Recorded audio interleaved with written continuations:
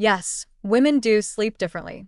Not because they have softer pillows or better bedtime playlists, though let's be honest, probably true, but because biology, social roles, and stress all converge to make their sleep patterns more complex, more disrupted, and in many cases, more unfairly burdened.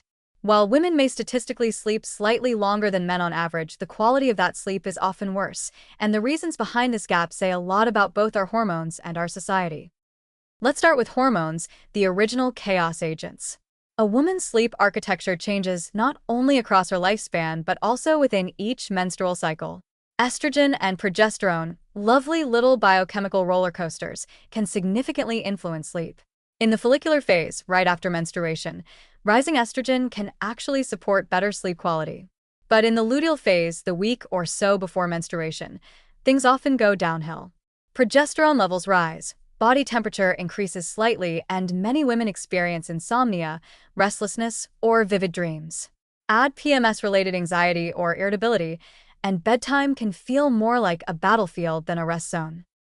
Then comes pregnancy, where sleep becomes a physical challenge rather than just a mental one.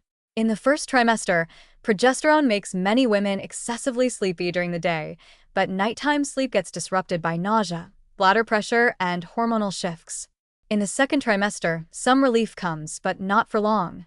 The third trimester is a medley of heartburn, back pain, fetal kickboxing matches, and anxiety about impending labor. If the goal of pregnancy is to prepare you for sleepless nights, it delivers on that front with impressive cruelty. And then there's perimenopause and menopause, where fluctuating estrogen and a declining supply of progesterone throw sleep out the window again.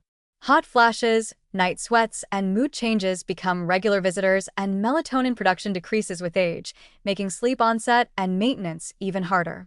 Women in this phase often report waking up multiple times a night or feeling unrefreshed even after a full sleep period. Add in a pinch of midlife stress and a dash of existential reflection, and sleep can feel like a lost cause. But biology is only half the story. The rest is social, and it's just as relentless. Women disproportionately bear the burden of caregiving, whether for children, aging parents, or both. Nighttime parenting, aka being the one who hears the baby cry every time, affects women more than men, especially in heterosexual households.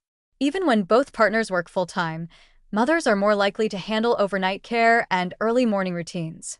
This unpaid labor isn't just exhausting, it fragments sleep in ways that never really let the body reach deep, restorative stages. Women also tend to internalize more stress, which further impacts sleep quality. They're more likely to ruminate, worry about relationships, and feel responsible for the well-being of others, all of which translates into racing thoughts at bedtime and increased sleep onset latency.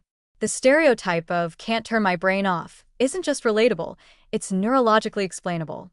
And for women juggling work, family, and societal expectations of being endlessly competent and emotionally available, sleep often gets pushed aside in favor of everything else. To make things worse, medical systems have historically underdiagnosed sleep disorders in women. Conditions like insomnia are recognized, but women with sleep apnea, often mistaken for a man's disease, are less likely to be diagnosed, despite suffering from more disrupted sleep and higher cardiovascular risks when untreated.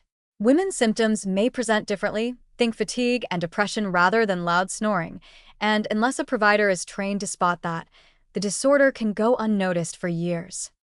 What's especially unfair is that despite having more sleep complaints, women are also biologically wired to need slightly more sleep than men. Some studies suggest women's brains may recover better with a bit of extra rest, possibly because they engage more brain regions simultaneously during daily multitasking. Thanks again, societal expectations. So not only are women often getting worse sleep, they're also getting less of what they need more of. It's the kind of math that only makes sense if you also believe emotional labor isn't exhausting. So yes, women sleep differently.